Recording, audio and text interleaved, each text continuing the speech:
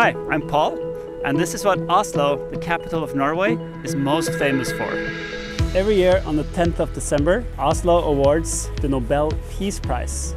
And it happens right here, inside the largest room of the Oslo City Hall. Oslo is a fjord city and sits by the end of the Oslo Fjord. Both locals and visitors enjoy the Oslo Fjord, whether they're sailing, swimming, kayaking, heading out on a fjord cruise, or taking a stroll along the shore. It's such a pristine part of Oslo that you don't want to miss out on. Or you can try out one of these famous floating saunas. The harbor front of Oslo is dotted with floating saunas, and it's become a super popular activity in Oslo. The saunas are open all year around and used by both locals and visitors. They come with a complimentary swim in the Oslo Fjord, both in the summer and the winter. Oh, jeg klarer ikke.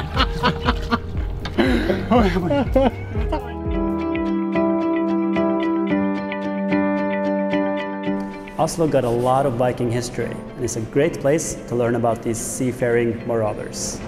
Visiting the historical museum in Oslo, you can find a great collection of Viking artifacts, such as Viking swords, gold and silver hoards, 1,000 years old runestone, and you can find the best preserved Viking helmet in the world.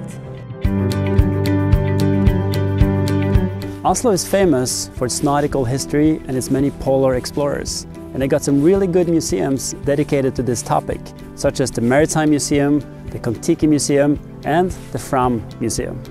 Inside the Fram Museum, you find the large icebreaker ship Fram, meaning forward in Norwegian. You could walk up on deck and inside the ship to see how the crew spent their time in the ice, how they cooked, how they slept, how they repaired their tools, and see where they kept their supplies, lasting them for up to 3 years. You can learn about how Fridtjof Nansen almost made it all the way to the North Pole, and how Roald Amundsen did make it all the way to the South Pole. Oslo is known for a mix of old and new architecture. One of the oldest buildings in Oslo is the Akershus Fortress, an old medieval castle sitting on a cliff stretching into the Oslo Fjord. The harborfront of Oslo has gotten a serious upgrade the last years, and Oslo has gotten the fame of having a lot of world-class modern architecture. A couple of examples are the Astrup Fearnley Museum for Contemporary Art, the new National Museum, and the Bay of Bjørvika, where you find the Oslo Opera House, the Munch Museum, the Barcode buildings, and award-winning residential areas. Oslo houses a range of impressive art. There are sculpture gardens, art museum, and a lot of nice public art.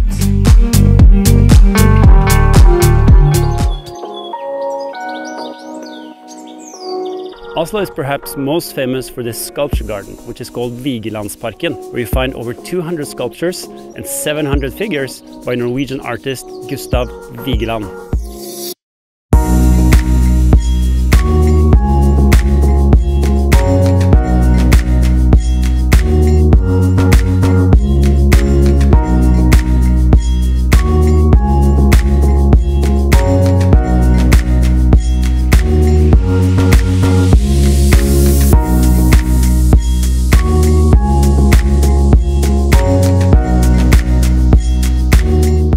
Not to forget the famous Norwegian painting Skrik, or Scream, which was painted by the artist Edvard Munch, and you can find it in both the National Museum and the Munch Museum.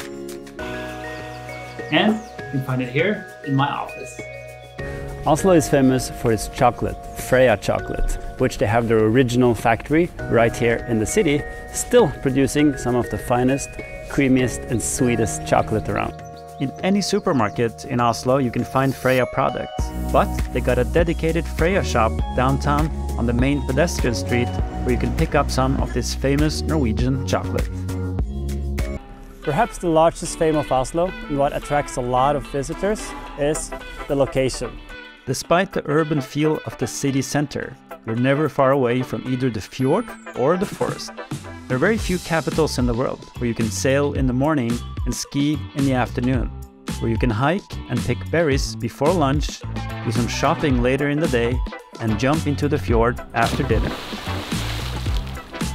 I hope this episode inspired you to come visit Oslo. If you enjoy my videos, feel free to support me on my Patreon account. And if you ever need a local guide in Oslo, make sure to look me up.